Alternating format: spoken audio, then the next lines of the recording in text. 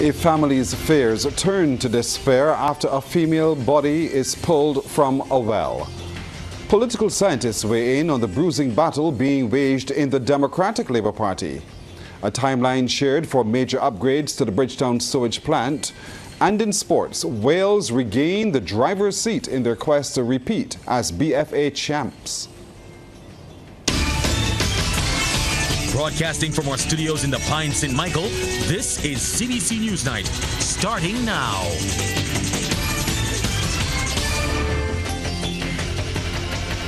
Good evening, I'm Pearson Boeing. Family members of missing woman Sonia Paris are coming to grips with the fact that the body retrieved from a well at Carmichael St. George late last night could be hers. Wendy Burke has that report. Shannon Paris's fears for her mother Sonia have only been heightened since a female body was pulled from a well in Carmichael St. George. She says information provided privately to the family by police suggests it could be the mother of 5 who's been missing for several days. It's based on the description that we have given that it appears to be her. Acting Assistant Superintendent of Police Victor Brewster, speaking to journalists at the scene, says the body was discovered by a man walking his dog. His dog was pointing him to St. over the direction of the well. And as he went towards that direction, he emitted strongly from the well. At that point in time, he was unable to see at the bottom of the well.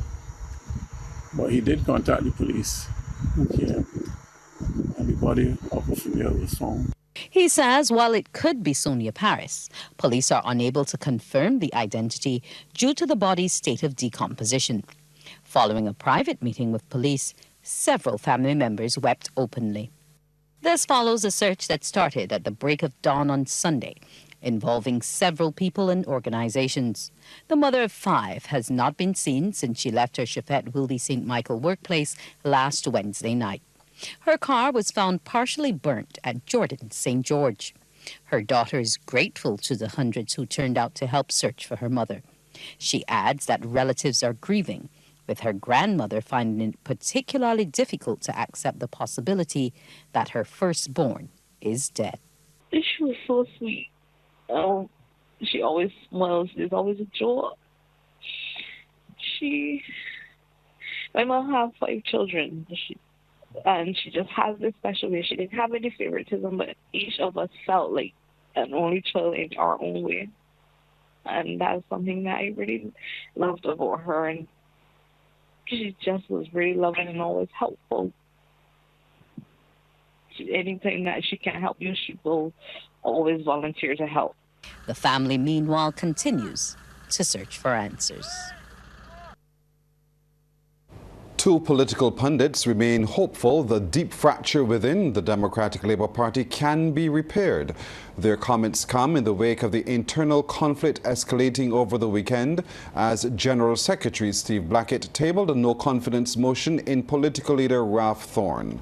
Pollster and political commentator Peter Wickham says it will do the party well to stop airing its dirty laundry in public and settle any scores behind closed doors. When it comes to the long-term future of the Democratic Labour Party, there's no question that Ronnie Yearwood is in a unique position to be part of that long-term conversation. The reality is that the current conversation, however, requires that one has a seat in Parliament, and as a result, it's a no-brainer. I think that in all of this, Ronnie Yearwood and people who are supporting Ronnie Yearwood need to focus more on what the short-term implications, the long-term implications of their short-term actions, and they need to focus on that accordingly, appreciating that you may make concessions in the short term, but when you are in your 40s and you are leading a political party, your future is bright, and one has to be careful how one negotiates that future. And I think that this is the message that needs to be sent to him. Mr. Wickham says there is no question the DLP is at an all-time low, but suggestions it is completely dead are overstated. Meanwhile, political scientist Dr. George Bell suggests a neutral figure may be able to steer the political leader and party president in the right direction. He says from what can be observed, there is no political person within the party who has the prestige or capacity to contain the fractions. Dr. Bell suggests the likes of former Prime Minister Frondell Stewart, former party leader Verla de Pisa, or former Minister Chris Sinclair. You bring that group together. You tell them to search for a peace between the two factions, and in the interim, you look to see if you can find an individual who could lead the entire community of the Democratic Labour Party. However, he says the idea could be challenged by either side as it has no standing within the Constitution. But if there was challenge, he foresaw it would be from Dr. Yearwood's side. Well, the no-confidence motion was tabled by Mr. Blackett during a meeting at the DLP's George Street headquarters yesterday. It resolved that his presence in this party can no longer be tolerated by the vast majority of members, and that a member of at the meeting of the members of the standing committee responsible for grievance be convened to discuss this motion of no confidence and rule on the content of the motion. I, the undersigned, no longer have any confidence in Ralph Torn to be the political leader because he no longer serves the best interests of our great party, and call for the revocation of his membership and the immediate expulsion from the party.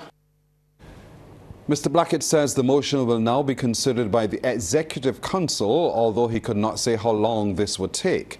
While acknowledging there were divisions in the party before Mr. Thorn's admission, he believes the political leader's presence has compounded the problem. The divisions are deep, and they have been deepened because of Ralph Torn's presence to this party. In this party, Ralph Torn could have stayed within the ranks of the Barbados Labour Party. He brought trouble to this party. Trouble. No end of trouble. We were doing quite well under President Ronnie's leadership. Ralph Torn could have stayed where he was, and I'm begging him to let my people go. A timeline has been shared for the completion of major upgrades to the Bridgetown sewage plant. Government has previously revealed that plans to upgrade the plant to a tertiary facility to reuse much of the treated wastewater currently released out to sea. Speaking during a Barbados Labour Party City of Bridgetown branch meeting, Deputy Prime Minister Santia Bradshaw provided more details about the process. She said the plans have also considered improved drainage to minimize flooding in nearby communities. While we were looking at the plans for the Bridgetown sewage treatment plant, I said to them, we're going to have to include in this a cost for drainage to ensure that we are able to figure out how do we capture a lot of the water prior to it getting to the Kensington New Road area and to the Fontebelle area, to ensure that we do not have the repeats in terms of flooding, causing problems for people in the low-lying areas. And that, thankfully, the Bridgetown sewage treatment plant, I think by the end of 2027, that will be completed. The design phase is ongoing presently, and then after that, they have to do the tendering process. Then it has to obviously go to construction. But the timelines right now for that are closer than I think we have ever been. Minister Bradshaw, the Minister of Transport and Works, also revealed that even more roads have been earmarked for repair in coming weeks. She says the list of roads to be done is based on those highlighted by citizens on social media. Prime Minister has, at the end of the last estimates, was able to grant to the ministry another $10 million to be able to continue the work that we have started. So what we are going to do in the next few weeks is that we are going to hit each of the constituencies. You're not going to get 10 roads, so don't get that out of your head.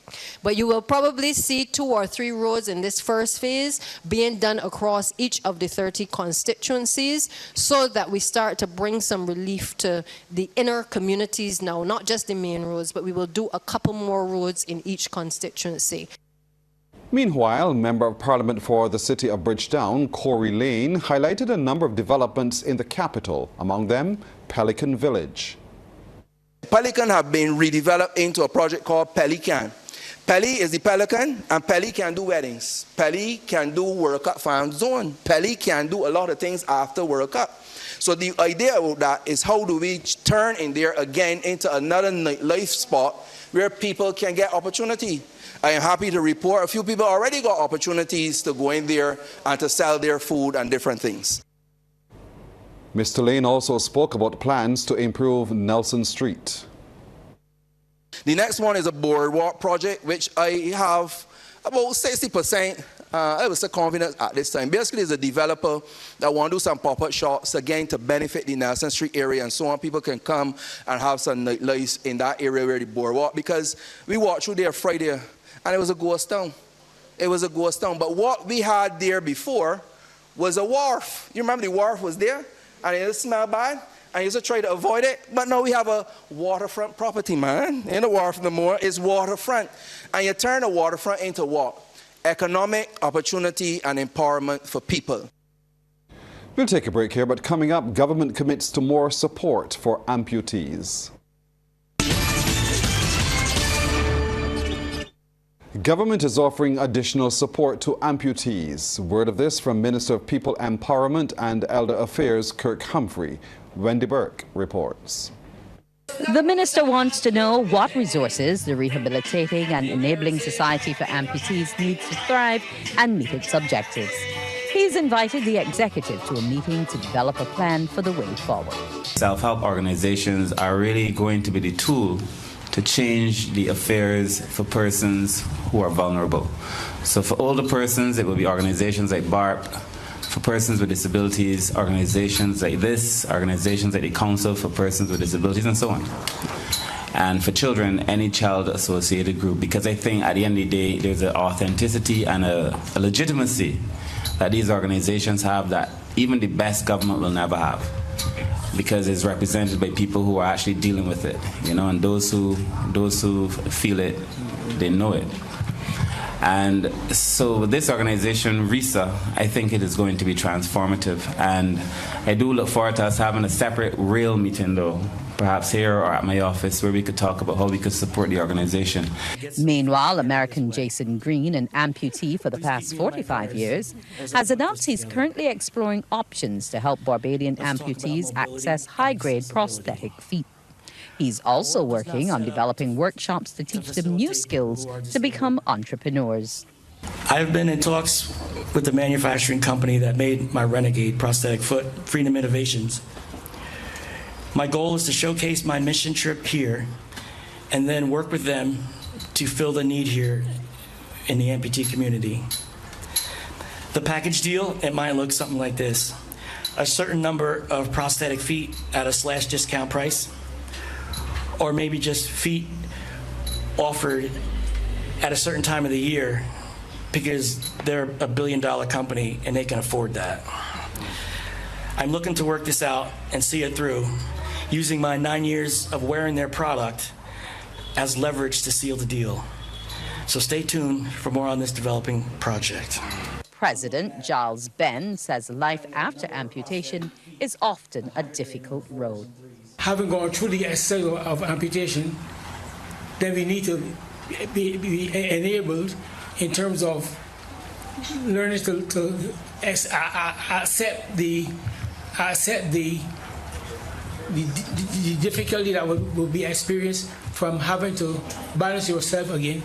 Mr. Ben says the society established in 2016 is on a mission to become more visible as it seeks to support and inspire all amputees. Well, the time has come for classrooms to be energy efficient, equipped with photovoltaic cells and green spaces. So says Chief Education Officer Dr. Ramona Archer Bradshaw on the education reform which the Ministry of Education has undertaken. She was speaking during the Modern School Infrastructure Design Competition at the Courtyard by Marriott, which is being conducted through the Barbados Association of Architects. Under the Skills for the Future Program 2, funded by the Inter-American Development Bank, $9 million have been allocated to upgrade 10 primary schools in dire need of refurbishment. When you look at the classroom from the 1950s, it looks exactly like the classroom that we have today. There's a need for us to rethink, a need for us to reimagine, a need for us to redesign so that students can obtain the knowledge, the attitudes, and the skills that are necessary for them to become global citizens with Bajan roots. However, IDB Director of the Change Management Unit, Dr. Paul Murphy, says a beautification of secondary schools is also in the pipeline, with approximately 7 schools earmarked for upgrade in the short to medium term. He says many of the island's schools were over 50 years old with little to no maintenance carried out. Therefore, it is important that we spend some time dealing with the infrastructure of our school plan. And not only because we want to have nice, attractive looking buildings, but because, as the chief indicated earlier, the time has long gone for us to be placing children in rows, a teacher at the front of the classroom acting as the sage on the stage. It is now more important for us to have a guide and a facilitator as a teacher, and our students really being involved in the learning process. Dr. Murphy notes to date there has been no submission to the competition, which closes on May the 10th. However, he anticipates by the end of this week, submissions will start to pour in to facilitate upgrades to all 105 secondary schools across the island. Well, the police have made a major breakthrough in their investigations of a spate of burglaries in St. Philip. They say a St. Philip man accused of over a dozen burglaries and firearm possession charges has been remanded to Dodds Prison. This after he appeared before Magistrate Joyanne Clark at the District C Magistrates Court today. 23-year-old Rahim Rashid Belgrave of Farm Gardens, 6 Roads, has been charged with aggravated burglary and unlawful use of a firearm on dates ranging between February the 15th, 2023 and April the 9th this year. Among the charges are aggravated burglary and unlawful use of a firearm on June the 13th. They also include aggravated burglary of Beijing Chinese restaurant on June the 3rd, 2023, and burglary of Doyle Offshore Sales Limited on June the 26th, 2023. He's also charged with burglary of Royal Chinese restaurant on February the 15th, 2023. Additionally, he's facing charges of unlawful possession of firearm and ammunition on April the 9th, 2024. Belgrave has also been remanded to Dodds Prison until the 17th of May. Sports Night, brought to you with the compliments of Great Health Works, agents for Omega XL. Into Sports Night we go now as we're joined by the darling of the night, Anne-Marie Burke. Anne-Marie, good evening. Good evening to you, Pearson. Well, it was a night of celebration as the Barbados Cricket Association toasted the successful regional under-15 champions. The Barbados squad, along with the management, parents and family members, were acknowledged for their efforts at the Cricket Legends of Barbados after they lifted the 2024 Cricket West Indies Rising Stars Trophy in Antigua recently. Tournament MVP and captain of the side, DeMarco Wiggins, was among members who received tokens of appreciation of watches. BCA Vice President Calvin Hope says although Barbados won the championship on numerous occasions before, this one was extremely special. We've won this competition before. We've won it back to back at some time. But we especially feel proud about this because of the hard work that went into preparing you. We are proud that your parents supported you extremely well. Captain Wiggins, you led from the front, and when the team was in trouble, you gathered them successfully, and the team was very resilient at points, certain points, when we needed top performances. So congratulations to you and your team. Chairman of the Youth Committee at the BCA, Pedro Graves, told the players to continue working hard as there are many career opportunities in the game. I just want to encourage all of you all to keep putting your best foot forward, keep working hard, keep that attitude, whereas you are playing with intent, playing with a purpose, playing with passion, and loving and enjoying the game. we can't do it without education. And I also want to encourage you all to pay a very keen focus to your studies. Again, we may not, God forbid, make it professionally in cricket, but there are a number of jobs, number of opportunities out there for you in the cricket arena. And you're going to need those qualifications to get there. So, marry the two, cricket and education. To football now, Weymouth Wales moved top of the BFA Premier League table last night with a 3-0 win over second place UWI Blackbirds. Paradise are also in winners' row, coming from a goal down to beat Empire 3-1. CBC's Almar Goodrich Boyce reports. The Wildy Turf was the venue for Super Sunday in the BFA Premier League. The first match featured Paradise in blue and yellow up against Empire. 3rd minute in, Empire with a throw-in which resulted in this. The delivery is off the crossbar but jots gently to Ozim Henderson. Talk about being in the right place at the right time. 1-0 to Empire, a dream start. Well, the score stayed 1-0 until the stroke of half-time. Paradise with possession down the left. Taro Rayside Damandonka finds Armando Sugar Lashley. How about this for a turn, and the finish was even better. All squared at the break. Paradise went ahead in the 76th minute, stringing together a series of passes before Lashley grabbed his second. A textbook finish from a player of his caliber. Even his teammates were amazed. 4 minutes later, more than enough time for one more goal. Empire caught napping and Lashley secured his hat-trick. Sweet like sugar, 3 of the best, as Paradise defeated Empire 3-1. Second match, top of the table clash, the big one. UA Blackbirds in yellow versus Weymouth Wales.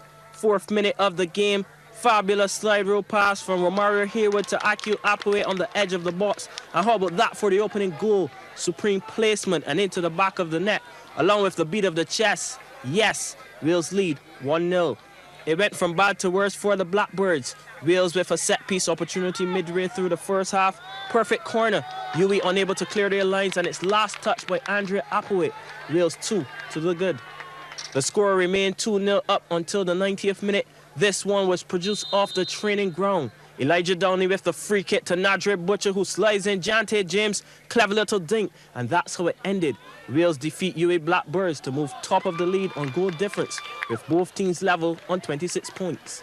Anmar Goodrich Boyce, CBC Sports.